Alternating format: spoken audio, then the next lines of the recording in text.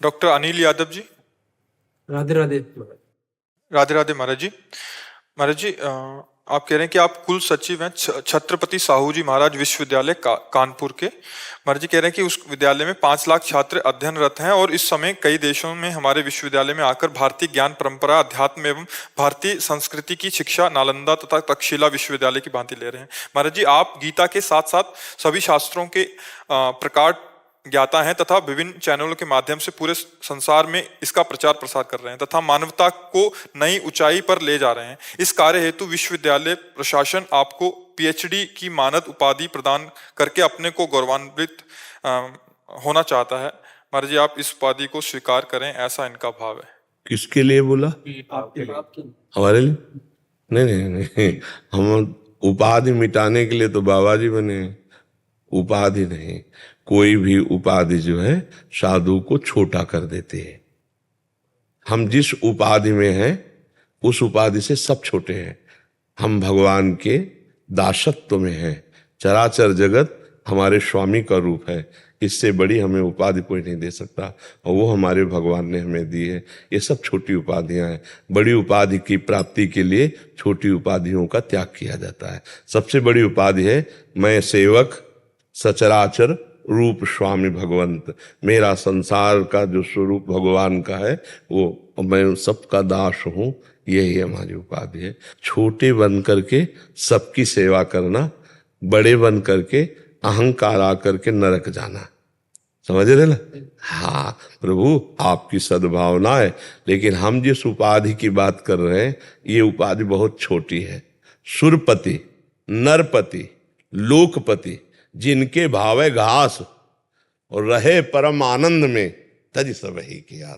समझ पा रहे? हाँ, जब मैं था तब हरि नहीं और अब हरि हैं, मैं नहीं, तो हरि को क्या उपाधि? इससे बढ़कर कौन सी उपाधि? जो हमें उपलब्धि है उस उपलब्धि के बराबर ब्रह्मा की भी उपलब्धि नहीं। ब्रह्मा का जो पद है वो परमेष्ठी पद है, उस पद से बढ़कर के कोई जो हरिदासत्व पद है।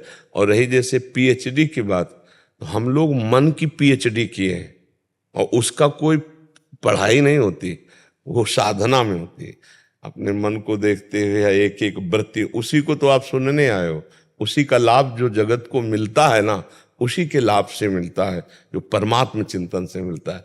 तो बाहरी डिग्रियां या बाहरी उपाधि हमारा उपहास होगा, ना कि सम्मान। आप समझ पा रहे? हाँ, मतलब आप समझ रहे ला?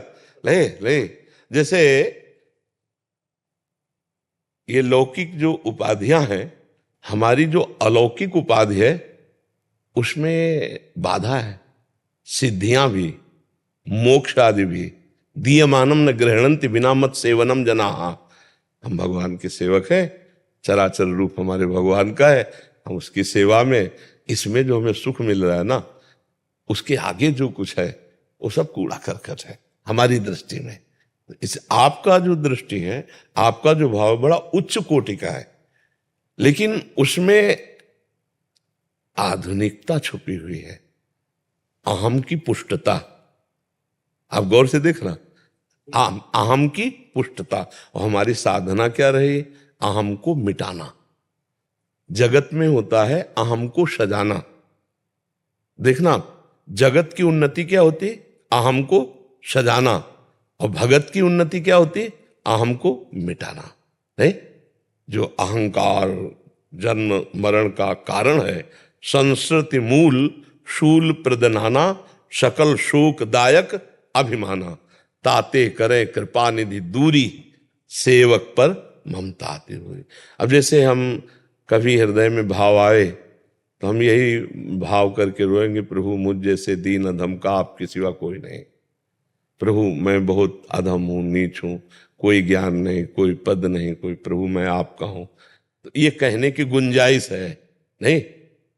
मैं सुनेरी मैंने निर्बल के बलराम, अपबल तप बल और बाहुबल, चौथो बल है दाम, सूर किशोर कृपाते सब बल, हारे को हरि नाम।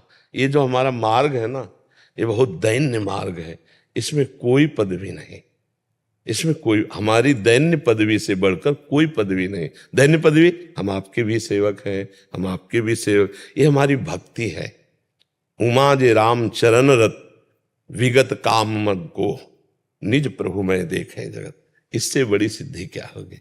आपकी जो भावना है वो लोकवत अहम को तो खुशी हो सकती है, लेकिन जो अहम भगवान के चरणों में समर्पित हो गया उसके लिए इसका कोई महत्व नहीं। समझ रहे? हाँ, आप धन्य हैं जो आप ऐसी भावना करते हैं, पर इससे भी ऊपर एक भावना है जिसका परिचय आपको इस भावना के कारण मिला। नहीं तो हर्षित होने का विषय है ना। हाँ हाँ, बहुत बढ़िया, कुछ नहीं, ये क्या है? सुरपति नरपति लोकपति, ब्रह्मभूता प्रसन्नात्मा, न सोचति न कांक्षति, समा सर्वेषु भूतेषु मद भक्तिम लभते पराम।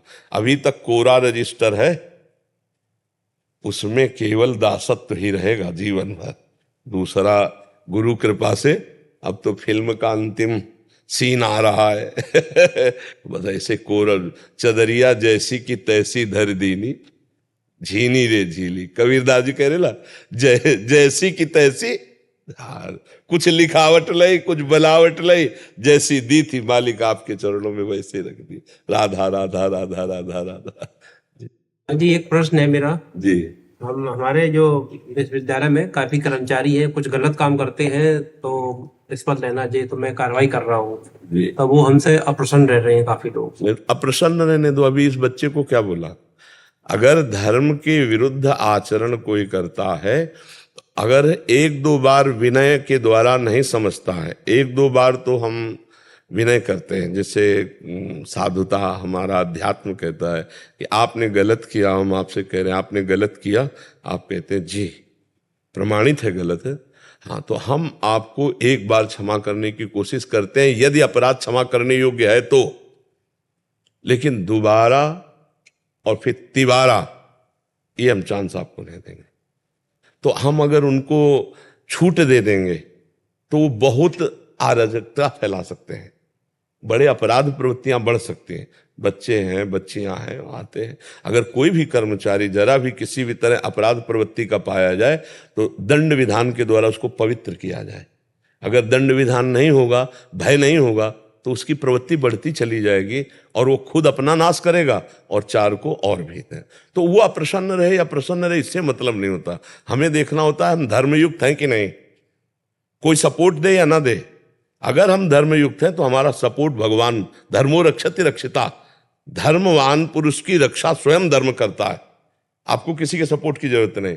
अच्छा, जब आप धर्म के विरुद्ध आचरण करने वाले का विरोध करेंगे तो चार आपका विरोध करेंगे ही, वो अप्रसन्न होंगे ही, वो निंदा करेंगे, वो प्रतिकूल व्यवहार भी करेंगे, वो आपके ऊपर वार भी करना चाहेंगे, लेकिन आपको डरना नहीं है।